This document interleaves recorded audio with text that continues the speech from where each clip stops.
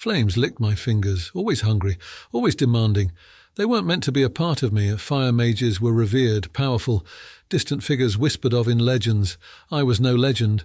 I was an outcast. The barn crackled and groaned. Another practice session gone awry, another heap of blackened wood and the accusing glares of the villagers. Elder Kyle strode towards me, his staff leaving imprints in the ash. Anya, control is everything. You channel power. Power left unchecked becomes destruction. His eyes were both accusation and plea. I knew he was right. Yet the fire whispered, hot and defiant in my blood. It was a wildfire, and I held the kindling. Tonight it had escaped again. I cannot, I choked out, the heat of my magic a brand across my throat. Kyle sighed, a long weary sound. Your parents would be disappointed. They always were. My mother, a gentle healer. My father, a stoic farmer. And me, a walking inferno. I hated that I failed them, but even more than that I hated the fear in the village children's eyes. They saw not a person, but a disaster waiting to happen. Back in my hut I stared at the flickering hearth. The world was divided into those who could wield magic and those who couldn't. Balance was meant to be natural. Me? I tilted the scales. My very existence a threat. I should leave, disappear into the wildwood, but where was there to go for a broken mage? Sleep was a battle I lost nightly. In the half-light between dreams and reality, whispers came, a voice like grinding stone echoing in my very bones. And always at the centre of it all, a burning heat, a beacon that pulsed with an agonizing longing. The whispers wouldn't leave. I thrashed on my thin palate, the strange beacon of fiery need searing through my thoughts. It called, promising something. Power, control, oblivion. My dreams were a fragmented battleground of flames, and the words the voice hissed grew clearer with every passing night. Ember, find it, yours! I jolted awake, not to darkness, but to a figure cloaked in shadow standing over my bed. An intruder. I choked back a scream. My heart hammered a frantic rhythm that matched the beacon pulse in my mind. You hear it, the figure said, his voice a guttural whisper, rasping through the silence. It chose you. What? Who are you? I stuttered, terror and bewilderment battling for dominance. Malkor, the cloaked figure rasped. His name dripped with the oily menace of legends. Malkor, the sorcerer driven mad by greed for power. Malkor, the necromancer who stalked the shadows, twisting magic to his dark desire. And you, Anya, hold the key to everything. He thrust a withered hand out from his cloak, a gnarled finger pointing to an iron pendant hanging around my neck. It was my mother's, the only thing I had left of her. Inside, he said, is the map. It will lead us to the Ember of Creation, the heart of all magic, raw and untamed. With it, I will reshape the realms. The word ember throbbed against my temples, echoing the strange pull I'd felt in my dreams. A relic of pure power. Was that why my flames defied my will? I don't understand, I whispered. You will. Malkor's voice held a terrible promise. You are young, easily swayed. Join me, Anya, and learn true strength. The fire inside me flared in protest. Malkor and his kind were the ones the legends warned of, twisting magic for their own vile purposes, but my power terrified even me. What was I but a danger waiting to erupt? Never, I croaked, defiance a fragile thing in my throat. If I was to be a destructive force, at least it would be on my own terms. Malkor laughed, a dry rattling in the darkness. You speak with the courage of ignorance, girl. The ember will be mine, with or without your help. I offer mercy. Refuse, and the consequences will be your own. He spun and strode to the window. Choose. Come willingly, or be dragged. My legs shook, tremors rippling through me. He expected me to choose him, to leap at the promise of controlling the uncontrollable fire within me. Yet the thought of my magic in his twisted hands sent a wave of revulsion through me. I glanced at the hearth, the flames within now seeming small and domesticated. This was my home, with all its imperfections and fear. It was Elder Kale, with his disappointment that masked a stubborn belief in me. I wasn't special, wasn't strong, but this was mine. Malkor paused, his silhouette a monstrous shape against the moonlit window. I grow impatient, girl. Clutching my mother's pendant tightly, I forced the words out. I choose to burn on my own. In a swirl of dark magic, he was gone. I collapsed on the bed, my body trembling. What had I done? I couldn't stay. Malkor would return, and the village would pay the price for my refusal. A glance back at the hearth solidified my resolve. There was no time for sentimentality, only survival. Shoving a few meagre belongings into a sack, I ran. The world beyond the village was a dark, terrifying unknown, especially for a broken mage like me. But it wasn't Malkor, and that would have to do. The wildwood wasn't kind. It was a tangled, living nightmare of shadows and snapping branches. My fire whispered, a tempting shield against the lurking darkness. Yet, if I used it, it'd blaze a trail for Malkor to follow. Days bled into each other. Hunger gnawed at my belly, my scavenged supplies quickly running out. Fear became a relentless companion, slithering around my thoughts. One moonless night, the trees thinned out, replaced by the desolate landscape of the ash plains. Ruins littered the barren earth, remnants of an ancient kingdom consumed by its own hubris, and legend said, a mage's destructive magic, a chilling reminder of the danger I carried within. Yet the beacon I felt, the pull towards the ember, pulsed stronger here. Was it hidden within these ruins, or was this another of Malkor's traps? I stumbled across something that wasn't blackened rock, a gleaming, intricately carved metal plate buried in the ash. My fingers traced its spiralling designs. They mirrored the markings on my mother's pendant, the map Malkor spoke of. A rustling in the shadows brought me up short. A wolf emerged, its eyes glinting yellow in the darkness. Low growls rumbled in its throat. Even an ordinary wolf was danger to a starving girl like me, but this one... Its gaze held a chilling intelligence. Its aura reeked of something unnatural. Another of Malkor's servants. I backed away, but it circled, sniffing, narrowing the distance. The pull of the ember throbbed, and with a rush of desperation, I ignited a flame on my palm. The wolf paused, startled by the light. "Stay back," I warned, my voice hoarse. It cocked its head, and I almost convinced myself. I imagined the flicker of something like amusement in its eyes. But then it charged. The world narrowed down to me, the charging wolf and the fire flaring bright in my hand. I hurled the fireball with a scream, more out of panic than any real control. It exploded against a weathered piece of broken masonry, showering the wolf with sparks. The wolf yelped and veered off, disappearing back into the shadows. I slumped to the ground, panting, the scent of charred stone thick in the air. This disastrous display of magic would have been a beacon for Malkor, if he were nearby. Fear clawed its way back, but through it pulsed another feeling, a thrum of raw power. The fire had been different this time, less a chaotic torrent, more a focused burst. Could it be that the danger itself was forcing me, however clumsily, towards a semblance of control? The pendant around my neck grew hot against my skin, matching the pull of the ember. It was close, desperately close. Yet there was something else, a whisper on the breeze, a prickling sensation. I crept towards an archway, all that remained of a once grand structure. It was veiled in an unsettling shimmer, as though the very air here was different. The beacon pulsed faster, but so did the warning prickles on my skin. This wasn't just the ember, it was a trap. But with Malkor likely headed this way, did I have any choice but to walk into it? Clenching my jaw, I stepped through the archway. The world went white, and then I was falling. Down and down I spiraled, a scream locked in my throat. The light faded, replaced by the oppressive weight of darkness. Then the fall ended abruptly. With a jolt I landed hard, the breath knocked out of me. It was pitch black, silent save for my own ragged breathing. The air here tasted strange, stale yet infused with a heady, spiced scent. Was this the hiding place of the ember? A tiny flicker ignited at the tips of my fingers, barely more than a spark. My night vision was improving, or perhaps there was a faint ambient glow seeping from somewhere.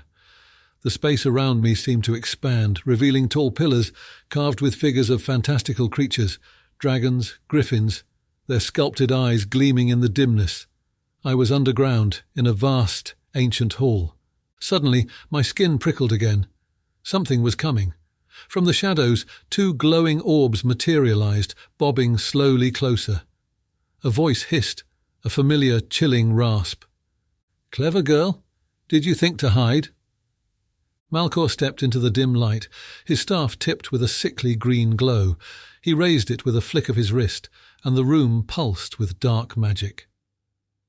From the shadows, figures detached themselves, shambling, skeletal, their eyes empty pits of darkness.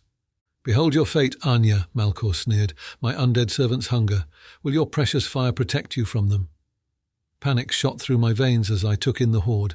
I was outnumbered and outmatched, the ember beating against my chest, the pull now a screaming demand. This was where it belonged, but it meant unleashing the full force of my magic on Malkor and his minions. The consequences could be disastrous, for myself and the world. The air thrummed with tension. Malkor gestured, and the skeletal figures shambled forwards, their bony claws outstretched. I was seconds away from a gruesome death, unless... I closed my eyes and focused. The whispers in my mind, once terrifying, now became a guiding thread. It led me to the burning core within, the heart of the fire that was an inseparable part of me, the same fire that had brought so much ruin. When I opened my eyes, the world blazed with renewed intensity. The pendant around my neck pulsed white-hot, a matching nimbus of power swirling around me. The air thickened with the scent of ozone, and tendrils of flame snaked across my skin. I raised my hands, and raw fire poured into the darkness. The skeletal horde hissed and shrieked as the flames danced across their ancient bones. Malkor stumbled back, a flicker of alarm breaking his facade of arrogance. This wasn't control, not in any sense Elder Kale would have appreciated. Yet it was different. The destruction wasn't mindless, but somehow channeled, fueled by my desperate need to protect myself. Malkor raised his staff, and the sickly green light intensified. He began to chant, words of binding and twisting. The skeletal creatures rallied, their flaming bones momentarily dimmed but still lethal. Yet, in the face of his assault, something inside me shifted. It was like a dam breaking, less about control and more about acceptance. I was the fire. Unpredictable, powerful and dangerous, yes, but a force of nature nonetheless. As Malkor's dark magic crackled towards me, I drew on the flames around me, the fiery essence of the ember itself.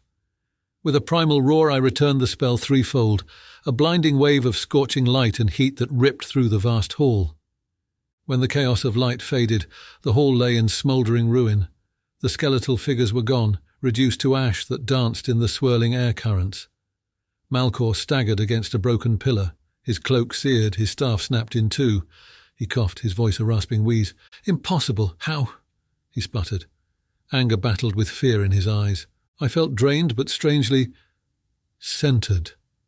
The ember hummed in my chest, and even though my hand still trembled, the desperate need to unleash my full power was gone.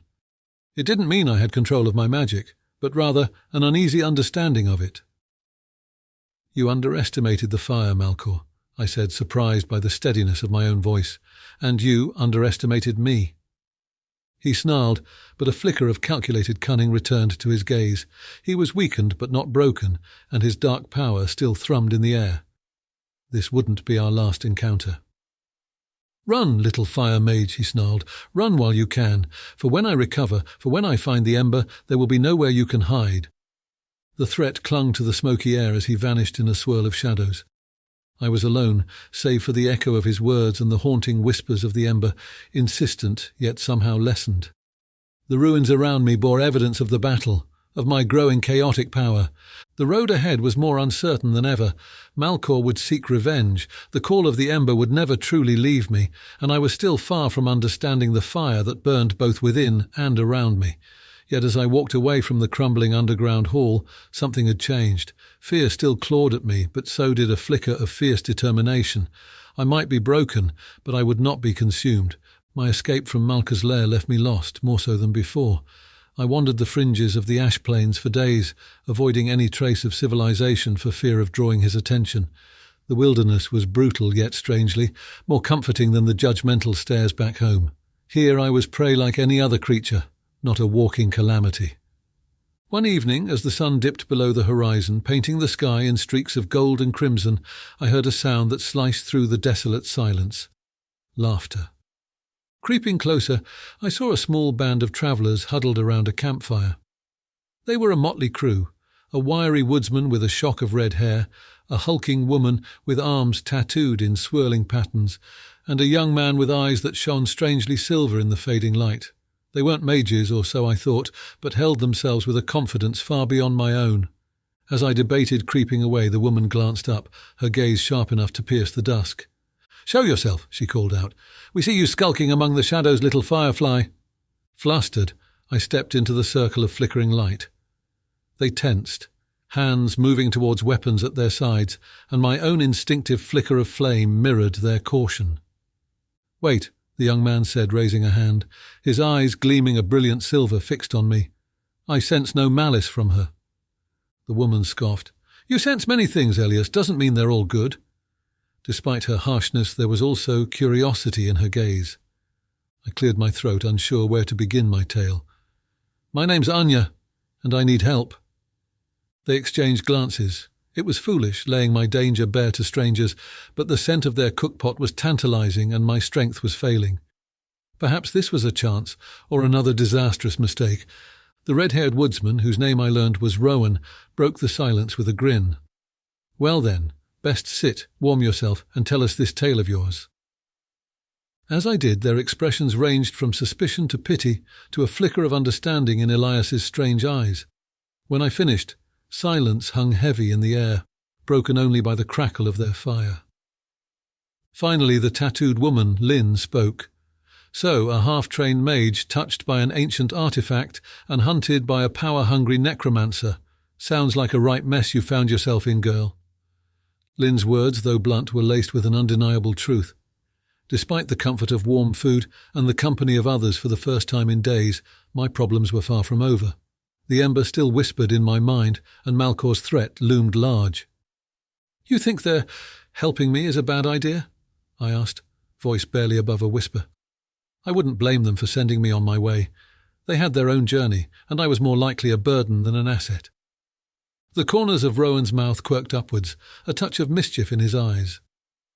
"We're not the type to help damsels in distress, Anya," he said, "but damsels with fire in their veins and a target on their backs, now that could make things interesting." "Interesting and dangerous," Lynn countered, but I noticed the flicker of firelight dancing in her own eyes. She too craved the thrill, the chance to defy the ordinary. Elias remained silent, his gaze turned inward, contemplative. "There is darkness gathering," he finally murmured, his tone quiet but intense. "I sense it in the shifting of the world. Your struggle against Malkor, it echoes something grander, a clash that may reach beyond your understanding." Their words painted a stark picture. Malkor was not merely my problem. In chasing the ember and defying him, I had unknowingly stumbled into forces larger and more sinister than a lone sorcerer's greed. It should have been terrifying, but a flicker of something akin to determination ignited in my chest. I'd been running, hiding. Perhaps I was meant to do something more. "Then teach me," I blurted out, surprising myself. "Help me understand this fire in my veins. Control it. Together maybe we can stop Malkor or whatever comes after him." Rowan whistled, his grin widening. "Bold words, little firefly. You've got spirit, I'll give you that." Lynn snorted, but her eyes gleamed with the challenge. "First things first," she said. "Let's see what you can really do." And so began my unconventional training. Lynn taught me swordsmanship, honed in countless tavern brawls. Rowan shared tricks for surviving the wilds, and Elias. His lessons were the strangest of all. He spoke of patterns, the flow of energy in the world, and how my magic resonated within those currents. It was confusing, maddeningly so, but it began to paint a picture of a more intricate, almost beautiful reality hidden beneath the surface. Slowly, with their unlikely help, I started to fight back, not just against Malkor, but the fear within myself. The road ahead was fraught with peril, and I was far from the hero the legends told tales of. Yet, for the first time in my life, I wasn't alone. And amidst the chaos, a spark of something undeniably thrilling ignited within me.